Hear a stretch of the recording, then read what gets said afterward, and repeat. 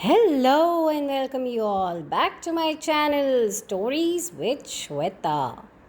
Today's story is about a cat. Her name is Crumble. Let's find out how Crumble the cat gets herself out of a fix. So, my dear young readers, are we ready to know how to deal with the feelings? This book is written by Sonia Mehta, and trust me, it has the beautiful illustrations.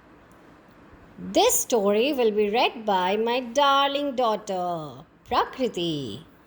Hope you all enjoy. Let's go! Crumble the cat is so curious. Oh, so curious. She wants to know everything about everything.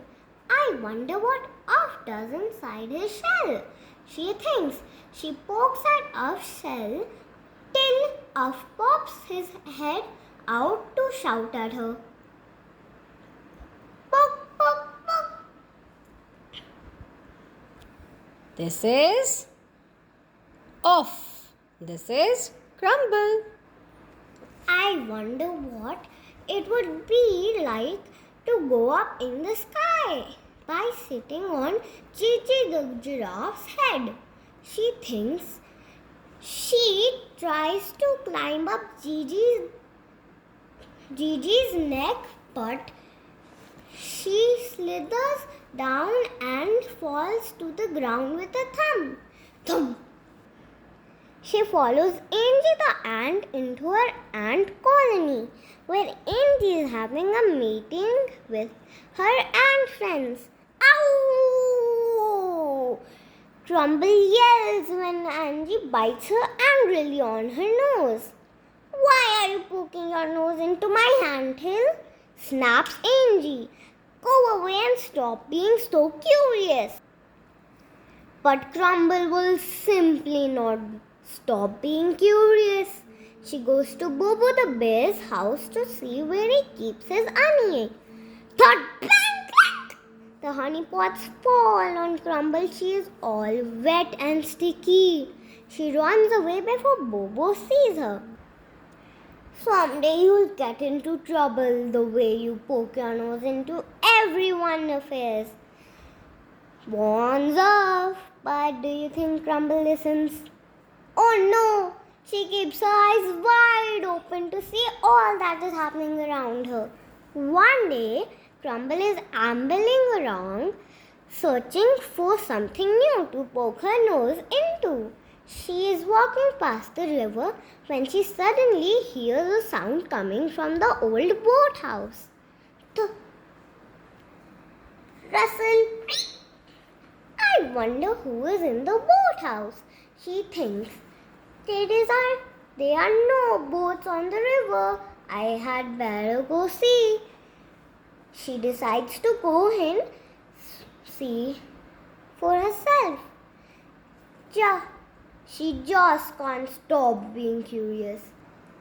She slightly creeps into the old boathouse. She looks around. There is nothing there except some old ropes and a barrel. Suddenly, there is a bang!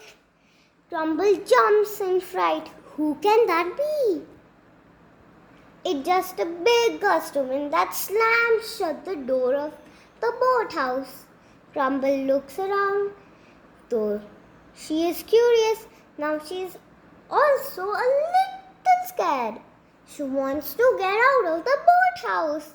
She climbs up the window, but it's shut tight. She rattles the rope, but it seems to be stuck. Oh dear! Crumble is stuck in the boathouse. What is she going to do now? Soon it becomes dark. Luckily, Crumble can see in the dark, but it's cold too. Crumble shivers. I wish I hadn't come into the boathouse to see what was inside. She thinks sadly to herself. She tries to find a spot in the middle of the coiled up ropes to stay warm. A big tear rolls out of her eye. Oh, silly Crumble, she says to herself. Why are you Back in the woods, Crumble's friends are wondering where she is. Has anyone seen Crumble? Uff asks. No, but when I do, I am going to spank her, says Bobo the bear. She spilled my honey all over the floor and it took me 2 hours to clean it up. That cat is too curious for her own good, says Angie. One of these days she is going to get into trouble. What if something happened to her? Asked Whoops the worm.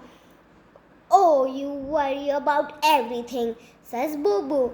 Go to sleep. She'll be poking around in your things by the time you wake up. It's getting late. All the animals go off to their own houses to sleep. In the boathouse, poor Crumble is cold, hungry, and terribly scared. What if no one ever finds me? She thinks, what if I have to stay here forever and ever and ever? She decides to shout for help. She shouts at top of her voice. Meow! Meow! But there is no one outside to hear her. Poor old Crumble! This time her curiosity has really gotten her into a fix, hasn't it? In the morning, there is still no sign of Crumble. I am sure she is in trouble, says Whoops, looking more worried than ever. I have an idea. Let's call her all together. Maybe she will hear us and come out from wherever she is, suggested Uff. Crumble, where are you? Bobo, Uff, Whoops and Angie yelled together on top of their voices. In the boathouse, Crumble has fallen asleep, even though her tummy is rumbling with hunger. And she is shivering in the cold.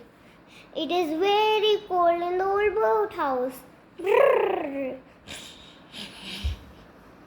Suddenly, she hears her friends shouting. She opens one eye, then she jumps into joy.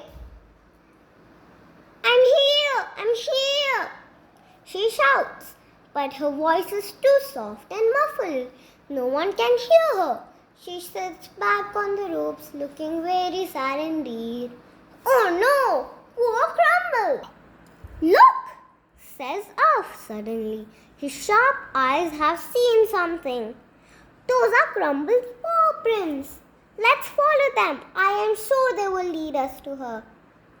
Everyone looks down.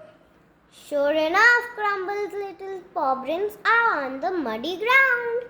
Come on, everyone. Follow me, says Angie. And so Angie and Bobo and Whoops and Uff start following Crumble's paw prints.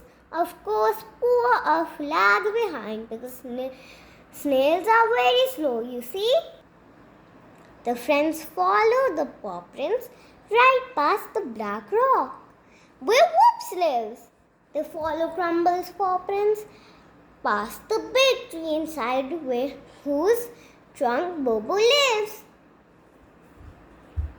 They follow the paw prints through the wild strawberry patch.